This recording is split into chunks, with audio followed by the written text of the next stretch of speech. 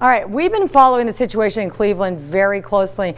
Now, we want to take you in an in-depth look into what those 3 poor, innocent young women who were kidnapped must be going through right now, mentally, emotionally, what they'll need in the future to ever live like a normal life. And we've got our mental health expert, Dr. Keith Canner, who's going to join us now with some answers. Thank you for coming back to Prime Time. Yeah, a tough one. This is a tough situation. Yeah, I even want to know how a man could do this to women, how he would have, like no conscience to do this, and he's got a daughter. It's like, so he's living 2 different lives. Crazy. But first, let's talk about the girls. Well, at this point, they're probably at least feeling initially relieved that they've been rescued, and that's what we saw when the police actually rescued the first woman, that there was a sense of okay and comfort and being hugged.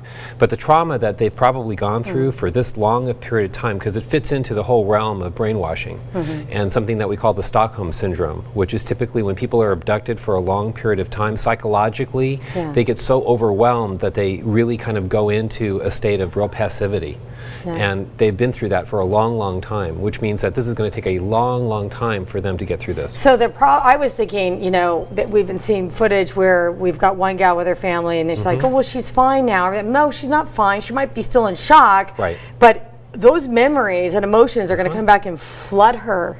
Right. And that's going to be a whole nother situation there. Well, usually when people get rescued through something, the initial response is usually, jovial. You feel good, you feel relieved. But then there's all the trauma that a person went through, and then that's going to come up over time. And part of the kind of the mourning process and psychological processes that people go through is they will go through different stages now of kind of reliving what they went through, and then eventually, if they get some good help and real comfort, working through the trauma that they've been through. Okay, another thing is, like, their norm for 10 years was being held captive. Right. That's their norm. That's all they know, and they were so young. Now they got to get back into kind of somehow generalize back into an everyday life with their family and friends and like different, like a healthy life. That's even going to be hard to do. That's not just easy. Well, they've been living in a state of constant threat, and this is what usually falls into the Stockholm Syndrome types of people. Talk about that. Well, what typically happens, that comes from a thing that had happened back in Sweden, where people were held captive, and because of the fear of physical danger to them, their mind goes into a defensive operation where they actually kind of get used to it and actually almost like or follow what their captors are doing for them. And there's certain characteristics that the captors usually do. Usually it's very violent, but also they can sometimes be a little bit nice. So what it does is it makes the person... Creates this bond. It creates a bond of survival. And so, but these women have been living under a sense of threat and being chained and being brutalized for a long time. That's the norm right now.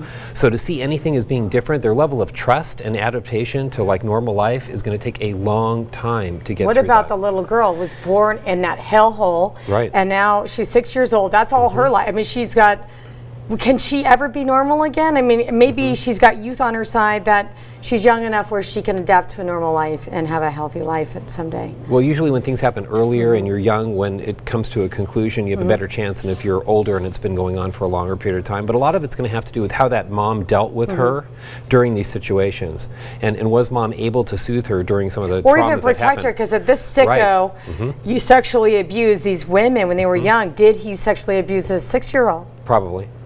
Unfortunately, no, because but it's his own daughter. And remember, so the one I'm hoping that he didn't, because he led a life as a father, and he had a daughter, right? And he didn't touch her that we know of anyhow. So maybe he had a disconnect with a 6-year-old. Well, it's hard to know until we really find out. But usually in situations like this, you're dealing with somebody with very severe psychopathy. I mean, somebody who's really, really very, Let's very talk sick. about him. How could he be a father where these girls were just shocked that there was no indication that he could have this other life and be such a monster? How does somebody do that? How is the psyche set up for that? Well, someone who has a mind like that, somebody who is psychopathic in nature, is able to malinger. They're able to know what's right and wrong, but constantly go against what's right and do what's wrong, fully knowing the intent that they have on somebody else. So they're really very sadistic. They must know in the back of their mind that someday they'll get caught. Well, no, not necessarily, because people who are organized that way actually are very self-centered. They're very narcissistic, and they actually think in many ways that they're beyond the law and that they won't get caught, and they put that on to whoever they hold imprisoned. and they convince them of the same thing, that they're, they're famous or they're very important, or that, their life depends on them. Yeah. And that creates a Yeah. sense in that person that, they Well, better he was listen. being what he thought was a good father to his one daughter, and he could be such a monster to these women, and somehow in his mind, it's just, who knows. But we're going to be talking about this a lot more as this case keeps developing, and I thank you so much for coming on. And what's going to happen as these women start to kind of get back into society, they'll start to talk more about these types of things, and we'll learn a lot more about what happened. But it's very, very sad. But the most important thing is that they were found. We all need to pray for these young women. We do. Okay. We do. Recovery's there. It'll happen. Thank you so much.